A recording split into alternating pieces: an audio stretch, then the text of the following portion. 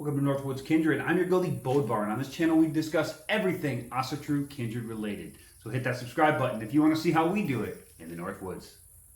In this video, we're going to build one of these beautiful brass and hickory ritual hammers for my portable ritual kit. Coming up.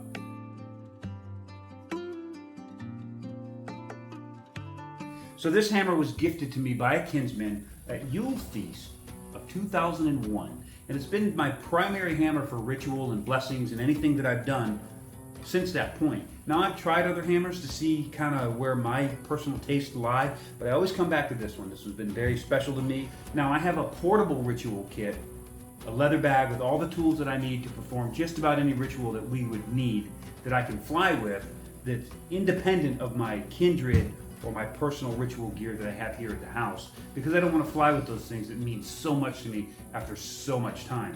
But I do kind of want the ritual gear to have the same feeling, so I'm going to build another one of these hammers. As it turns out, it's just a Harbor Freight brass hammer, so it's about 30 bucks. With a little bit of effort and a little bit of work, I can make this one feel just as good as this one, and then I can have it in my portable kit, and if it does happen to get taken by TSA, lost, transported to the wrong location, or I just lose it altogether, it won't hurt so bad as if I was to lose this one. So let's get to it. One of the hardest parts about doing a project like this is actually just getting started, just biting the bullet and getting going. So we're going to start by marking this hammer approximately where we're going to want it cut off. I'm going to cut it off about there. Once I cut the handle off, there's no turning back.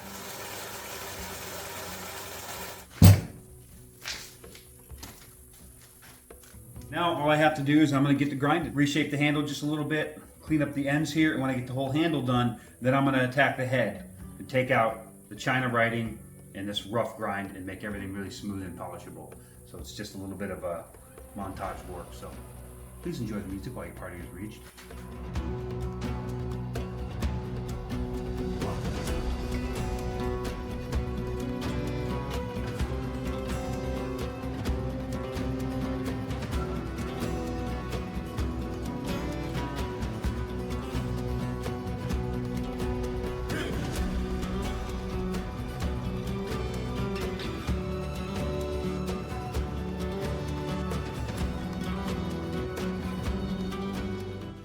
This handle's going to need a little sanding work, but that's easy to do. I got most of the shape that I want and defined it around here. Now I need to go in with this coarse belt and get rid of the markings. Now all of this can be done with files and rasps if you have the time, but I got more important things to do and I have the machinery, so I'm doing it this way. I just got to grind those off, and then I can clean up these edges, and then I can start going down a little bit on the grits and get it to a polishable state. Once I get close to that, then I'll start finishing the handle up and kind of go back and forth between the two, because that's, if you overdo one, you'll mess it up when you do the other one. So you got to kind of balance and do the handle and the head at the same time, back and forth.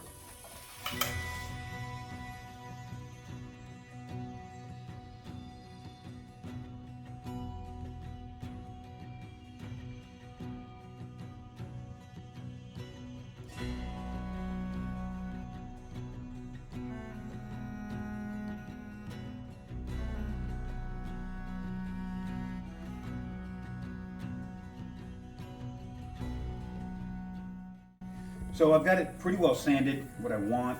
I'm not going to go crazy with the leather wrap and the twisted wire and all that kind of stuff. That just, it doesn't add the kind of like the durability that I want for a travel one, because I don't know where I'm going to end up or what the weather patterns are going to be like, and humidity in the air can affect the leather and all kinds of different little things.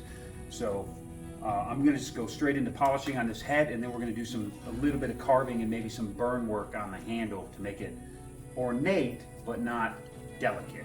And then all I'm doing here, running a medium grit Scotch-Brite belt just to lay down the grains and get it in good preparation for polishing.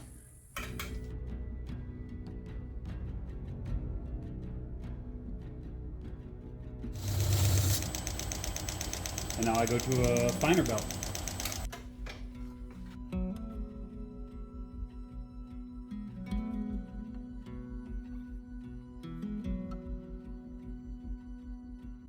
So the last belt I'm going to use is just felt And of course, like I said, you can do all this with different grits of sandpaper and polishing wheels and that kind of stuff, but I'm gonna go after it with this felt belt and a little bit of polishing compound, and then I'll go take it to the buffer after that.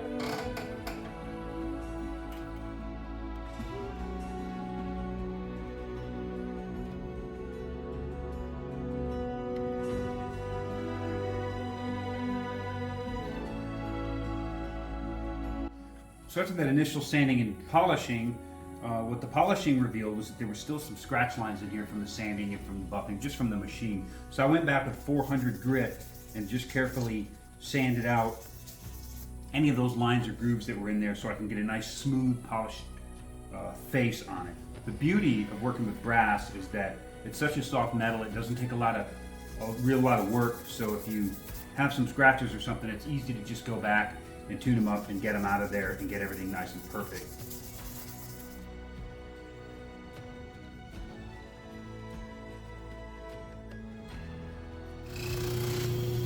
And I'm not worried about getting compound and dirt and stuff on the handle because I'm going to burn the handle anyway and then carve into it.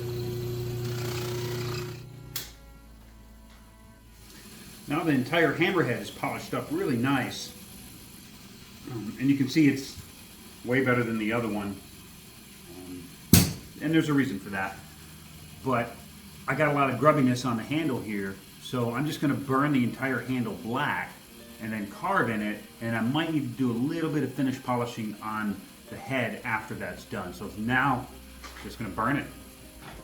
So they're almost exactly the same hammer, but the reason this one's dull and I got that one nice and shiny is because that's a travel hammer. That goes in my entire travel Gothi kit. And my travel kit will always be cleaned and shiny whenever I take it out to use it anywhere. My actual kit for the Kindred with my Boley and my hammer and my oath rings and those things only get shined once a year, and that's for Yule Feast. The rest of the year they get used, they get tarnished, and then if they don't need to be shined by Yule, then I didn't use them enough. But these, since in a lot of cases these travel ones will be the first piece of actual real ritual gear that a lot of people see, I want to keep them blinging the whole time.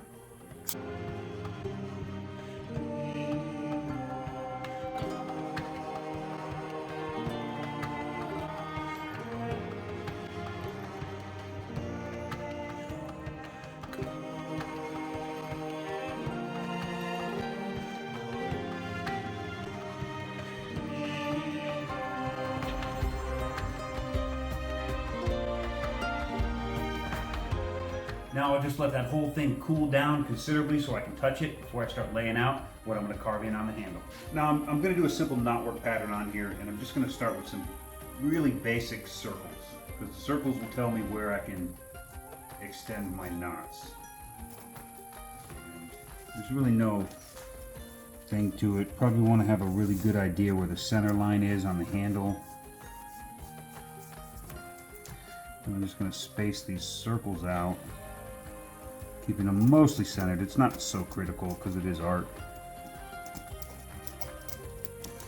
Now that I have basically a row of circles, all I'm going to do is connect them. I think that one can be a little bigger.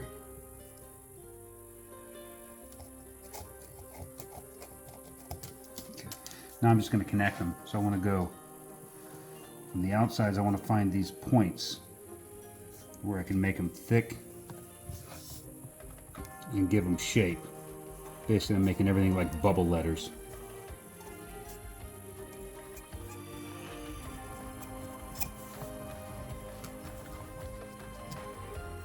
Okay, so everything's pretty much bubble lettered out. Now I want to make this one go to the inside and this inside go to the outside, just like that. And I want to do it on every one of them.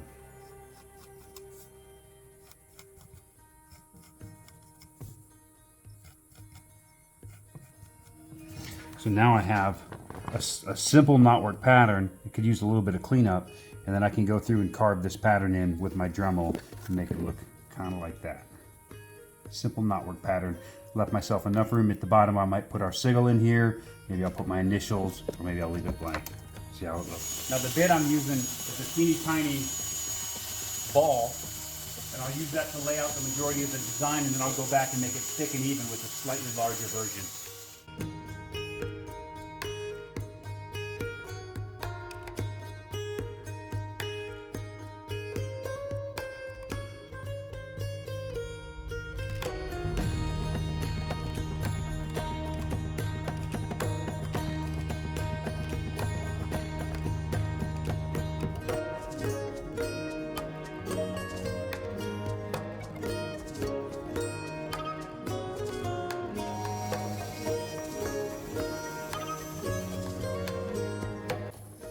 there we go. It's nice deep carved on each side. I didn't put our sigil on it. I still might not. I have a tendency to give away cool stuff, so I don't want to put our sigil on it if I end up giving it away. I did not switch to the bigger ball mill because when I got deep enough, this one seemed to leave the lines as thick as I wanted. I didn't think I wanted to make them any thicker than that. So now all I have to do is really sand it out and kind of bring out some of that golden brown color that's hiding underneath that black. That's next step. All right, almost there. Could use maybe a little more sanding and definitely a little bit more polishing, but I'm going to put a little English oil on it, and that is going to tell us how much more work we have to do, if any, depending on how the color and the grain of the wood comes out.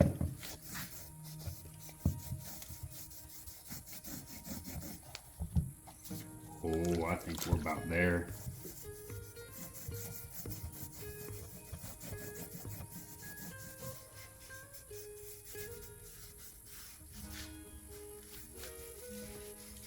Yeah, I think we're about there. Now we've taken a Harbor Freight brass hammer and turned it into a pretty amazing ritual hammer for my portable ritual kit that, at least in weight and feel, matches my original Kindred ritual hammer. Pretty happy with that. What do you think? Put in the comments. So I finished it. I did a little more sanding to lighten it up and did a little more work. Now I'm adding, I did a thin coat of boiled linseed oil and gave it a little bit to dry. Not totally, but just enough. And wiped it off almost completely clear. And now I just warm it up a little. And I'm just rubbing it with a piece of 100% beeswax because I do that to all my wood handles. It nourishes and protects. It gives it a little bit of grip, and it gives it kind of a nice shiny finished look without using a bunch of plastics and poly resins and stuff.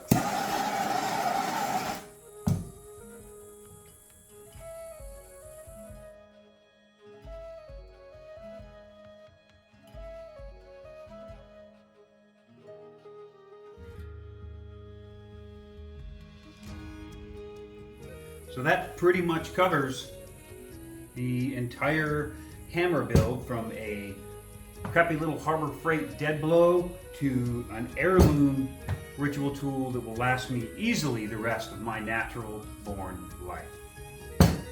Follow this playlist if you want to learn more about ritual tools, how to get them, how to make them, and how to use them.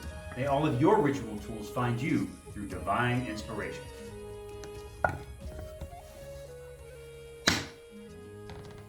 Thor, my friends.